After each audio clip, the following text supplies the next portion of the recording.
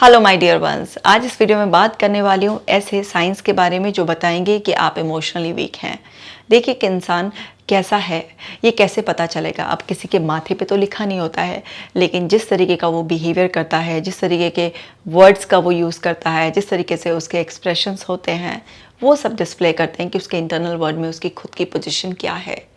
अब एक person emotionally कितना स्ट्रांग है, वो अपने रेशनल माइंड इमोशनल माइंड में कितना बैलेंस कर पाता है, वो सब पता चलेगा उसके रिपीटेड बिहेवियर से, रिपीटेड उसके वर्बल एंड फेशियल एक्सप्रेशन से। तो साइंस बहुत ज़्यादा इंपॉर्टेंट होते हैं, क्योंकि किसी भी तरीके के सिम्टम साइंस हमें ये बताते हैं कि आपके इंटरनल वर्ल्ड में क्या है, क्योंकि एक्सटर्नल वर्ल्ड में आप वही कर पाते हैं जो आपके इंटरनल वर्ल्ड में होता है। तो सबसे ज़्यादा इम्पॉर्टेंट होती है हमारे अंदर की दुनिया, हमारे मन का विज्ञान, क्योंकि हमारा मन जिस तरीके से काम कर रहा है, चाहे हम चेतन मन की बात करें, अवचेतन मन, या हम किसी भी मन के हिस्से की बात करें, बस हमारे अंदर जो चल रहा है वही हम बाहर डिस्प्ले करते रहते हैं। तो लक्षणों को शुरुआती समय में ही अगर आप पहचान लेते हैं, अपनी या अपनों की मदद कर देते हैं, तो आपके अंदर जो भी कमियां होती हैं उसे आप बहुत ही जल्दी आसानी से दूर कर लेते हैं। इस वीडियो को शुरू करेंगे हम, लेकिन उससे पहले आप डॉक्टर कृषिका जैन ऐप को डाउनलोड कर लीजिए, जिसमें अफर्मेशंस, ब्रीदिंग एक्सरसाइजेस, मेडिटेशन है। जो आप करेंगे तो आपके इमोशंस बहुत बैलेंस हो जाएंगे और आप इमोशनली स्ट्रांग हो जाएंगे। Dear depression let's break up, जो कि एक मास्टरपीस है, ज़रूर पढ़िए और पढ़ाइए। तो चलिए इस वीडियो को शुरू करते हैं। पहला लक्षण जानते हैं, यह है कहने और करने में अंतर। जब आप कहते कुछ और हैं, करते कुछ और हैं, दोनों में डिफरेंस आ रहा है। देखिए कभी कभी तो ऐसा हो सकता है कि हमने किसी से कुछ कहा लेकिन हम वो नहीं कर पाए, लेकिन अगर अक्सर ये वेरिएशन आता है कि आप कहते कुछ और हैं, करते कुछ और हैं, तो इसका मतलब क्या है कि आप इमोशनली वीक हैं। आप अपने इमोशंस को बैलेंस नहीं कर पा रहे हैं। मान लीजिए आपने बहुत जोश में आके कोई भी प्लान्स बनाए, मैं ये करूँगी, मैं वो करूँगी, लेकिन जब करने की बारी आई तो आप कुछ नहीं कर पा रहे हैं, या कर भी रहे हैं तो बहुत आधा अधूरा कर रहे हैं, या उसे बहुत अच्छी तरीके से नहीं कर पा रहे हैं, उसे डिले कर रहे हैं बार बार। तो ये क्या है, आपके कहने और करने में अंतर आ जाता है।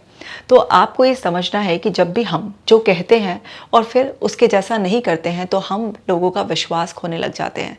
लोग हम पर कम विश्वास करते हैं और फिर धीरे धीरे हमारी इमेज उनकी नज़रों में ख़राब होने लग जाती है, क्योंकि वो हमारे लिए एक परसेप्शन बनाकर बैठ जाते हैं कि ये पर्सन जो कहता है वो करता नहीं है। और एक इंसान की जब दूसरों की नज़रों में इमेज ख़राब होने लगती है, तो इससे लोग जब उस पर भरोसा करना बंद कर देते हैं, उससे कांटेक्ट करने की बजाय थोड़ा दूरी बनाना शुरू कर देते हैं, तो ये एक पर्सन के लिए और भी ज़्यादा टॉर्चरिंग मोमेंट होता है। और इसमें एक पर्सन जो पहले से अपने इमोशंस के ओवरवेलमिंग वे में मतलब फील कर रहा है और इमोशंस के भंवर में डूबता रहता है बार बार, उसके लिए एक और ऐसी पोजीशन हो जाती है जिसमें कि वो और सफ़र करने लग जाता है। फिर उसके कहने में और करने में और भी ज़मीन आसमान का अंतर आने लगता है, और कई बार ऐसा भी होता है कि वो कहना और करना दोनों ही बंद कर देता है। तो ध्यान दीजिए ज़रा कि आप जो कहते हैं क्या आप उसे करते हैं। चाहे आप खुद से ही कोई कमिटमेंट कह रहे हैं या फिर किसी दूसरे से अगर आप कुछ कमिट कर रहे हैं, तो जितना आप कहते हैं, जिस तरीके से आप करने का वादा करते हैं, क्या आप उस तरीके से कर पाते हैं या नहीं, ये ज़रूर देखना चाहिए। दूसरा लक्षण देखते हैं, यह है परिस्थितियों का सामना करने में डर। अब अलग अलग तरीके की परिस्थितियां हम सबके सामने आती हैं। अब सारी तो इतनी आसान नहीं होती है ना, कुछ कुछ बहुत सारी चैलेंजिंग भी होती हैं, जिसमें कुछ ऐसे लोगों के साथ होते हैं हम जिनको हैंडल करना, उनसे बातचीत करना बहुत ही मुश्किल हो जाता है। अब किसी भी तरीके का डर अगर आपके मन में पनप जाता है, आपको लगता है कि मैं इस सिचुएशन को फेस नहीं कर सकता, और आप गिव अप कर देते हैं, आप एस्केप ले लेते हैं, तो आप इमोशनली वीक हैं। क्योंकि अगर आपको किसी चीज़ पे डर लग रहा है, किसी चीज़ से, तो फियर आपके ऊपर इतना हावी हो गया है कि उस टाइम पर आप रैशनली नहीं सोच पा रहे हैं, आप डिसीजन ही नहीं ले पा रहे हैं कि अगर मैं सिचुएशन को फेस करूंगा तभी मेरा धीरे धीरे डर जाएगा। तो ग्रेजुअल एक्सपोजर का भी अगर आप डिसीजन नहीं ले पा रहे हैं, इसका मतलब क्या है कि आपके रैशनल माइंड की पावर कम है और आपके इमोशनल माइंड की पावर ज़्यादा है, यानी कि आप इमोशंस के आगे सरेंडर कर रहे हैं। ज़िंदगी है, टफ सिचुएशंस तो आएंगी ही, लोग भी आपको चैलेंज देंगे, कभी नेचर आपको चैलेंज देगी, कभी आपकी गलतियां ही आपकी लाइफ में चैलेंज ले आएंगी। अब कोई भी वजह से लाइफ में चैलेंज आया हो, लेकिन सिचुएशंस का सामना तो करना ही है, क्योंकि सिचुएशंस तो हमेशा हमारे कंट्रोल से बाहर ही रहेंगी, दूसरों के रिस्पॉन्सेस हमारे कंट्रोल से बाहर ही रहेंगे। इवन हमारे भी सारे एक्शंस कई बार हमारे कंट्रोल में नहीं होते हैं। बहुत सारे ऐसे एक्शंस होते हैं हमारे जिन पर हमारा कॉन्शियस कंट्रोल नहीं होता, बस हम कर जाते हैं। तो कोई ना कोई चैलेंज तो सामने आकर खड़ा ही होता रहता है। अगर आप उन चैलेंजेस को फेस करने से लगातार डर रहे हैं तो समझ जाइए कि आप इमोशनली बहुत वीक हैं और आपकी ये आदत जिसमें आप एस्केप ले लेते हैं, बिल्कुल सरेंडर कर देते हैं, ये आपको और ज़्यादा बड़ी मुश्किल में डाल देगी। इसी तरीके से देखिए, खुद के साथ किए वादे पर टिके नहीं रहना। अब मान लीजिए आपने सोचा कि मुझे रोज़ाना सुबह जल्दी उठने की आदत डालनी है। छोटी सी आदत है, आपने खुद से वादा किया कि कल को मुझे सुबह जल्दी उठना है, खुद से वादा तोड़ दिया। अच्छा, अब मुझे स्वीट्स बंद करनी है ना, मुझे अपना ये काम कंप्लीट करना है, आज तो ये पूरा का पूरा शेड्यूल मुझे पूरा कर कर ही सोना है। और फिर शाम होते होते होते होते अरे चल कल कर देंगे। खुद से ही वादा किया कोई भी नई हैबिट बनाने के लिए, किसी भी तरीके का कोई काम पूरा करने के लिए, और फिर आप उससे ही पलट गए। चाहे कोई भी आदत हो, जैसे बहुत सारे लोग होते हैं ना, कुछ भी ऐसे छोटे छोटे गोल रोज़ नए सेट करते रहते हैं, लेकिन खुद ही बनाते हैं और खुद ही तोड़ देते हैं। तो इससे क्या होता है, आपका माइंड समझ जाता है कि अच्छा जो ये बोल रही है ना, ये पूरा करना ज़रूरी नहीं है, तो फिर वो आपको और बहानेबाजी पकड़ाने लग जाता है। तो ये सब किन लोगों के निशाने हैं? ये उन्हीं लोगों के निशाने होते हैं जो इमोशनली वीक होते हैं, अपने इमोशंस पर कंट्रोल नहीं होता। मान लीजिए छोटा सा एग्जांपल है कि आपने सोचा कि नहीं अब मुझे ना जंक फूड नहीं खाना, बस मुझे मंथ में एक ही बार खाना है, लेकिन फिर ही फ्रेंड का कॉल आ गया। आपने अपने आप से वादा किया था, लेकिन फ्रेंड का कॉल आ गया और उसने बोला चलें क्या आज बाहर कुछ खा कर आते हैं। बस आपकी तो निकल पड़ी। आपने खुद से किया हुआ वायदा जो था, जो सोच लिया था पक्का पक्का, ऐसे मनी मन में कसमें खा ली थी कि मुझे ऐसा नहीं करना है, लेकिन आपने क्या किया, उस इमोशन को जो दूसरे ने ट्रिगर दिया, आपको एक स्टिमुलस दिया, वो आप पर इतना हावी हो गया और आपने हावी होने दिया कि आप उसे ना नहीं कर पाए। आप ना भी तो कह सकते थे ना कि नहीं अभी नहीं, इस डेट को चलेंगे, या आप उसे बता सकते थे कि आपने क्या डिसाइड किया है जंक फूड को लेकर कि एक मंथ में एक ही बार खाएंगे, लेकिन नहीं, सामने वाले ने ज़रा सा आपको ट्रिगर दिया और वो इमोशन आपने अपने ऊपर पूरी तरीके से हावी होने दिया और खुद से किया हुआ वादा तोड़ दिया। तो ये क्या है, इमोशनली वीक होने की पहचान है। और देखिए, सच का सामना नहीं करना, है ना, ऐसी बहुत सारी सिचुएशंस आती हैं हमारे सामने जहाँ पर सच्चाई आकर खड़ी हो जाती है। अब वो सच्चाई किसी की डेथ के रूप में भी आ सकती है, किसी फेलियर के रूप में भी आ सकती है, किसी भी रूप में आ सकती है, कोई बीमारी के रूप में, कुछ भी। लेकिन आपने क्या है, उस सच का सामना करने से बिल्कुल मना कर दिया। आपकी कोई गलती है, पोल पट्टी है, आपने चुपचाप से कुछ किया था, वो खुल गई, तो सच का सामना ना करना। अब जब आप सच का सामना नहीं करेंगे, रियलिटी आपके सामने आकर खड़ी हो जाएगी, तो आप कितना भी, वो तो बिल्कुल ऐसा होगा ना, सामने अगर शेर और आपने अपनी आंखें ढक ली तो शेर थोड़ा ना चला जाएगा, और बड़ा खतरा जान को आप मोल ले लेंगे, पता चला आप आसानी से शेर का शिकार हो गए। तो आपको समझना है कि सच का सामना तो करना ही पड़ेगा, लेकिन अगर आप नहीं हिम्मत जुटा पाते हैं तो समझ जाइए आप इमोशनली बहुत ज़्यादा वीक हैं।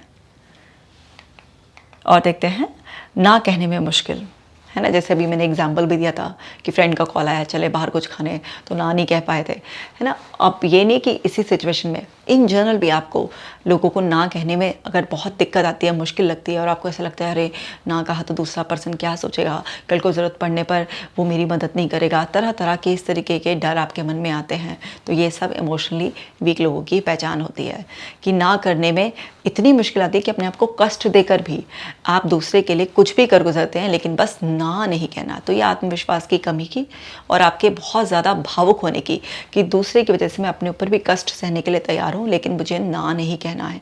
और इसको चादर कैसे उड़ाते हैं कि मैं बहुत ही केयरिंग हूँ, कंसर्न हूँ दोनों और दूसरे लोगों के लिए, और मैं समझता हूँ, बहुत ज़्यादा एम्पैथाइज करता हूँ कि कैसा फील होता है अगर ना कह दिया जाए किसी को, अगर कोई मुझे ना कहे तो मुझे कितना फील होगा।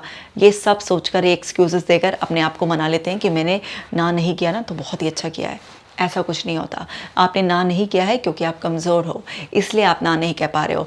जो भी मजबूत इंसान होता है वो ज़रूरत पड़ने पर ना ज़रूर कह देता है।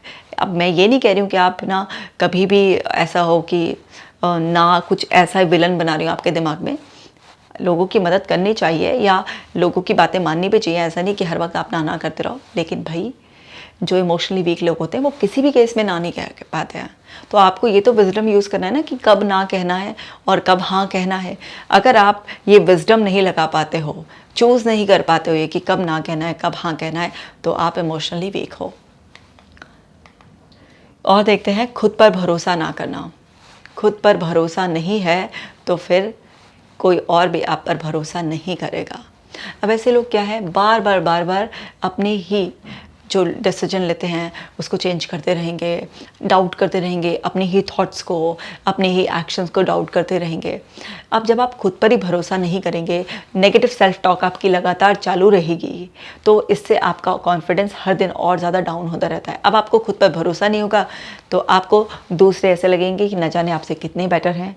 फिर आप दूसरों के लिए बिल्कुल ऐसे हो जाएंगे जैसे वो आपको कंट्रोल करने के लिए, मतलब आपने उन्हें फ्रीडम ही दे दिया है। दूसरे लोग आपको अपनी तरीके से चलाना शुरू कर देंगे।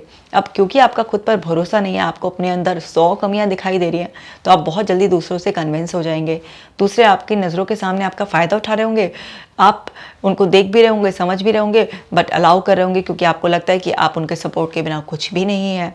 और जैसे ही लोग आपकी ये कमज़ोरी को भांप लेंगे कि आपको खुद पर ही भरोसा नहीं है, तो वो फिर आपकी दुर्गति करना भी शुरू कर देंगे। और खुद पर भरोसा ना होने की वजह से सोशल एंग्जाइटी डेवलप हो जाती है, और फिर तरह तरह की अपॉर्चुनिटीज़ जो आपके सामने आती हैं, जो आपको कुछ कॉन्फिडेंस ग्रोथ दे सकती हैं, आप अंदर से इतना नेगेटिव होने की वजह से हिम्मत ही नहीं जुटा पाते हैं उनको फेस करने की, और दिन प्रतिदिन आपके सारे जो सपने हैं वो चकनाचूर होना शुरू हो जाते हैं।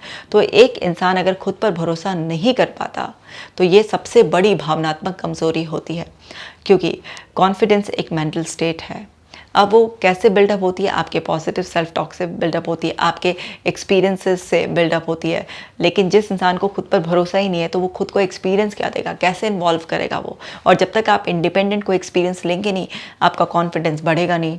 आप लगातार नेगेटिव सेल्फ टॉक कर रहे हैं तो उससे आप एक नेगेटिव स्टेट ऑफ माइंड में रहेंगे। आपको तरह तरह के फियर्स आ जाएंगे, छोटी छोटी बातों पर आपको कभी गिल्ट तो कभी रिग्रेट पकड़ लेगा, अलग अलग तरीके से अज्यूम थिंकिंग आप पर अटैक करती रहेगी। तो खुद पर भरोसा ना करना ये बहुत ही बड़ा पाप है। इसको करने से बचना चाहिए हर इंसान को। पहले खुद पर भरोसा करो, स्वयं पर भरोसा करने से ही आप आगे बढ़ सकते हो। दूसरे आपको कितना भी मोटिवेट करेंगे, तुम ये कर सकते हो, आसान है, लेकिन आपके अंदर की आवाज़ ये है कि नहीं हो सकता, मैं नहीं कर सकता, इनको क्या पता मेरे अंदर क्या चल रहा है। तो भाई ये सच ही हो जाएगा। वास्तव में आप नहीं कर पाएंगे, दूसरा कितना भी मोटिवेट कर लेंगे, लेकिन वो सब कुछ आपके लिए बेकार हो जाएगा। लेकिन इसके विपरीत अगर आप खुद पर भरोसा करते हैं और आपको ये यकीन है कि आप ये काम कर सकते हैं, और उसके बाद कोई दूसरा नेगेटिव सजेशन भी देगा तो उसकी एक नहीं चलेगी। इतना इम्पॉर्टेंट होता है खुद पर भरोसा करना। लेकिन अगर इंसान खुद पर भरोसा नहीं कर पाता तो ये बहुत ही बड़े इमोशनली वीक इंसान की पहचान है। और देखते हैं दूसरों के दबाव में आ जाना, जरा जरा सी बात पर दूसरे के प्रेशर में आ जाना। ऐसा होता है ना, इमोशनली वीक लोगों का होता है। अरे घर में कोई बात चल रही है, डिफरेंस ऑफ ओपिनियन चल रहा है, तो एकदम से दबाव में आ जाएंगे, नहीं नहीं लड़ाई झगड़ा नहीं होना चाहिए, एकदम से दूसरे की गलत सलत बात भी मानना शुरू कर देंगे, दब जाएंगे, अंदर घुटना शुरू कर देंगे, लेकिन सुख शांति बनाए रखना चाहेंगे। वो जैसे होता है ना डेली सोप की मेन हीरोइन टाइप का, कि रोती रहेगी खुद सबको खुश करने के चक्कर में। तो समझना है हमें कि ऐसे दूसरे के दबाव में बहुत जल्दी नहीं आना। जैसे कोई भी अगर कड़क आवाज़ में बोल दिया तो ये देख लेंगे, अगर ऐसा नहीं किया तो वैसा हो जाएगा, जरा जरा सी बातों पर डर जाना, नहीं नहीं आजकल दुनिया बहुत ख़राब है, उसने ये कर दिया वो कर दिया तो क्या होगा। मतलब ज़रा सा भी किसी ने प्रेशर क्रिएट करने की कोशिश करी गलत तरीके से, सही तरीके से, हर एक में ढेर हो जाना। मान लीजिए कोई परफॉर्मिंग करना है, किसी कॉर्पोरेट में आप काम कर रहे हैं, वहाँ पर बॉस ने, किसी भी आपके सीनियर ने थोड़ा सा भी प्रेशर बनाने की कोशिश करी, उसी के दबाव में आ जाना, सोचते रहना, ओवर थिंकिंग, स्ट्रेस में हो जाना, नींद ना आना, इस तरीके के लक्षण बहुत जल्दी आ जाते हैं।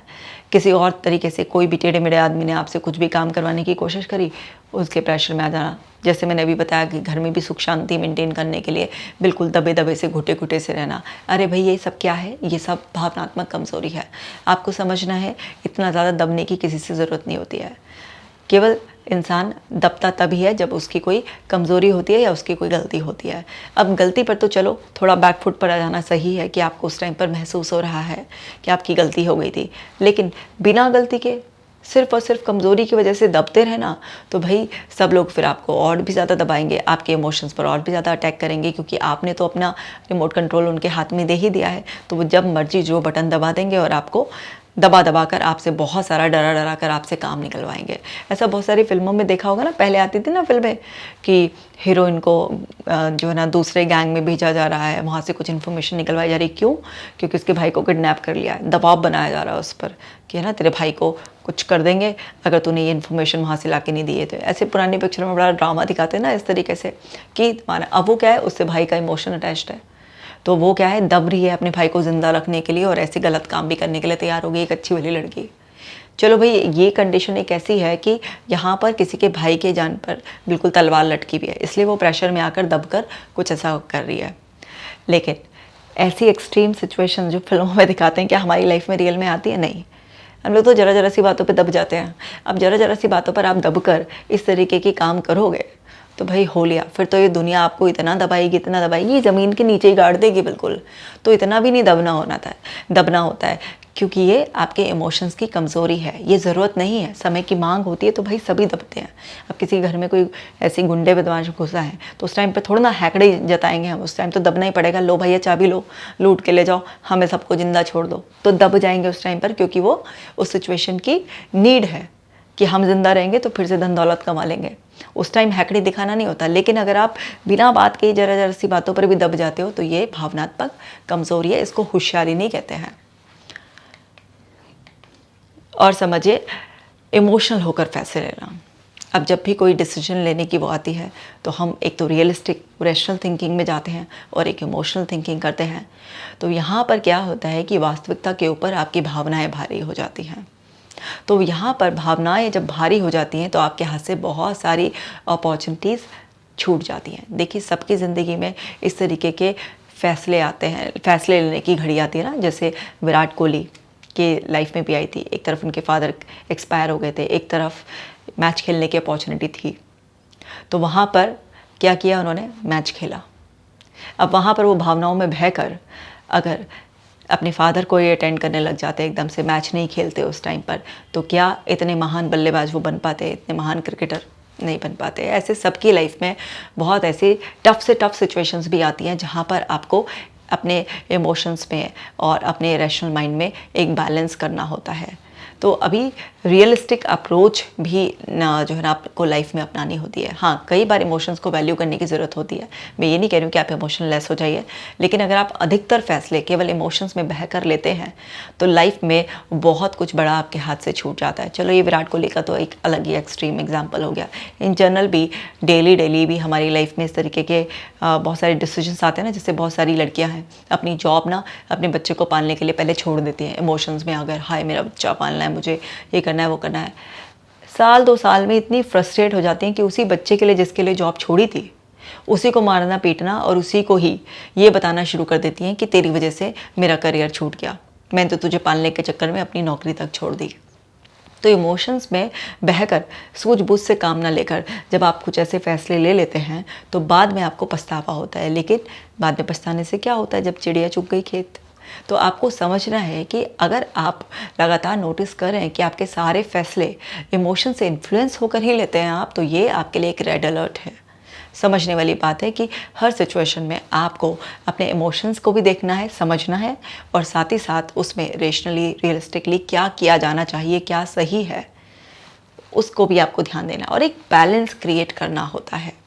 लेकिन जहाँ पर आप ये बैलेंस क्रिएट करने में फेल हो जाते हैं, किसी भी एक एक्सट्रीम को पकड़ लेते हैं, वो इमोशनली वीक होने की एक निशानी होती है। कई बार इसमें ऐसा भी होता है कि कुछ लोग बहुत ही ज़्यादा अपने आप को इमोशनली स्ट्रॉन्ग दिखाने के चक्कर में होते हैं, अंदर से इमोशनली वीक है, दूसरों से इन्फ्लुएंस हो के ऐसे एक्सट्रीम रैशनल डिसीजन लेना दिखाते हैं कि बस हमसे बढ़िया तो कोई लॉजिकल थिंकर है ही नहीं, हमारे ऊपर इमोशंस का कोई फ़र्क नहीं पड़ता। लेकिन अंदर अंदर वो एक डुअलिटी के साथ जीते हैं, घुटते हैं और बार बार अंदर सोचते रहते हैं कि मैंने लिए डिसीजन सही किया या नहीं किया। तो उससे भी कोई फ़ायदा नहीं होता है। पहले इमोशंस को बैलेंस करो, एक अंडरस्टैंडिंग कॉग्निटिव लेवल पर इम्प्रूव करो, तब जाकर एक बैलेंस्ड वे में डिसीजन ले पाओगे आप।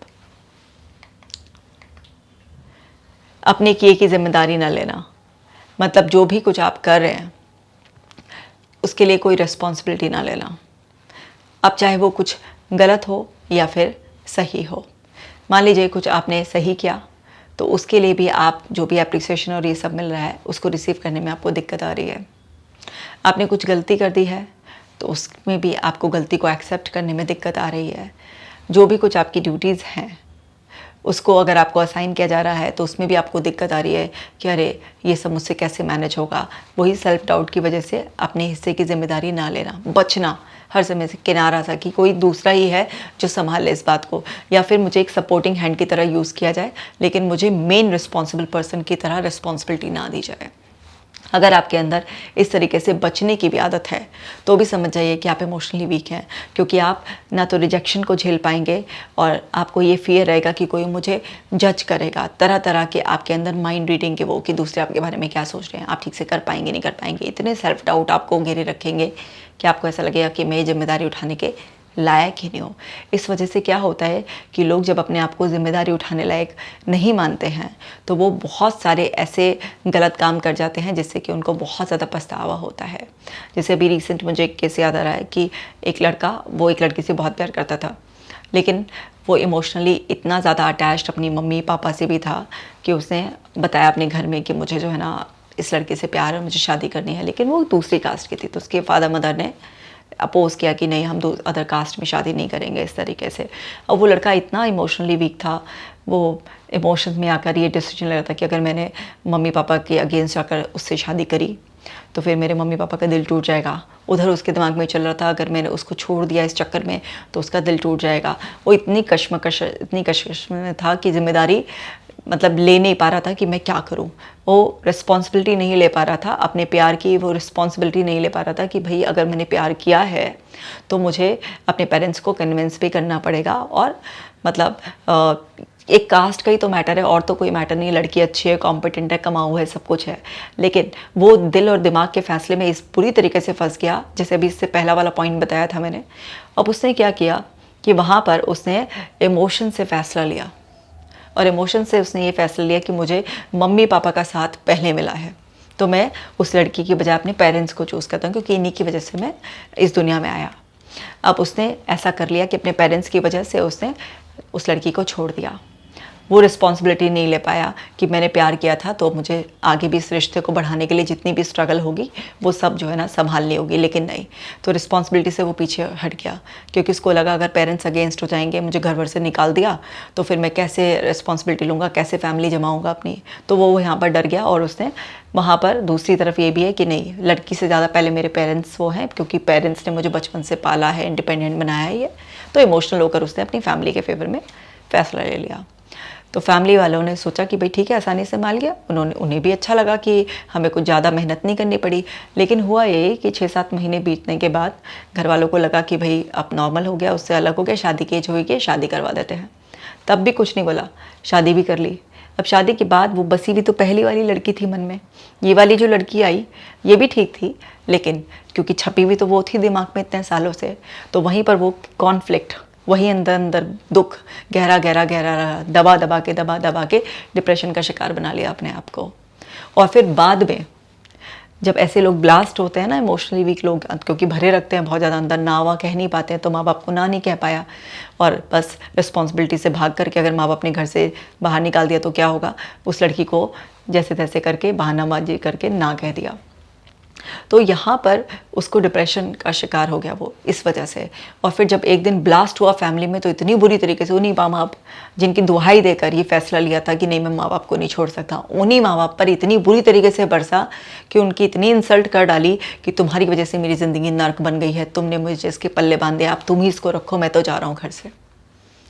अब देखिए, इतना लड़ाई झगड़ा करके घर छोड़कर चला गया। माँ बाप और ज़्यादा परेशान हो गए, ढूंढ रहे हैं उसे, 2-3 दिन लग गए हैं ढूंढने में, फिर जाकर मिला है, फिर जाकर वही सब चीज़ें कि अब माँ बाप ने कहा भाई इससे तलाक करा देते हैं, उससे शादी करा देते हैं। तो अब मैं उसके कांटेक्ट में नहीं हूँ, क्या है क्या नहीं है। माँ बाप ने बेचारों ने इतने भी एफर्ट्स करे, पता चला उस लड़की की भी शादी हो गई। तो सब कुछ बिगाड़ बैठा अपने इमोशंस के मैस के चक्कर में। सही समय पर कहाँ पर मेरी रिस्पॉन्सिबिलिटी ज़्यादा बनती है वो नहीं संभाल पाया। मुझे इमोशंस में, लॉजिक में कैसे बैलेंस करना है, किस तरीके से दूसरों को कन्विंस करना है, किसको ना कहना है, किसको हाँ कहना है, कुछ नहीं, टोटल मैस। और उस टोटल मैस की वजह से एंड रिजल्ट क्या हुआ, माँ बाप से भी बॉन्डिंग ख़राब। जिस लड़की से प्यार करता था वो लड़की भी गई, उसकी भी कहीं और शादी हो गई, एक दूसरी लड़की की भी ज़िंदगी ख़राब कर दी। और अब खुद डिप्रेशन की वजह से अपनी भी ज़िंदगी पूरी ताक पर लगा दी। तो इमोशंस के बैलेंस ना होने की वजह से कितनी बड़ी बड़ी गड़बड़ियाँ हो जाती हैं।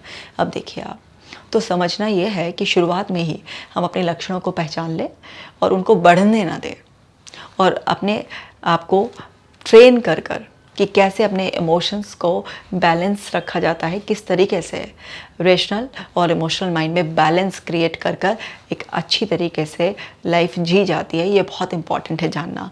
जब तक पहचानोगे नहीं कमी क्या है, जब तक पता कैसे चलेगा। तो ये 9 पॉइंट्स मैंने इसमें डिस्कस किए हैं। अगर इनमें से 9 में से कोई भी लक्षण आपको लगते हैं, अपने अंदर दिखाई देते हैं कि आप बार बार इस तरीके की कैरेक्टरिस्टिक्स डिस्प्ले करते हैं, आपके साथ ये होता है, तो अलर्ट हो जाइए। क्योंकि ये जो छोटी छोटी गलतियाँ आपसे हर दिन हो रही हैं, ये आपको किसी एक बड़ी सी गलती में फंसा सकती हैं। तो उम्मीद करती हूँ कि बहुत ही अच्छी तरीके से आपको समझ में आ गया होगा कि आपको अपना ख्याल कैसे रखना है, अपने आप को कैसे पहचानना है। अब इमोशनली स्ट्रॉन्ग कैसे बने, इस पर भी मैं जल्दी ही वीडियो बना दूँगी। आप अपना खास ख्याल रखिएगा।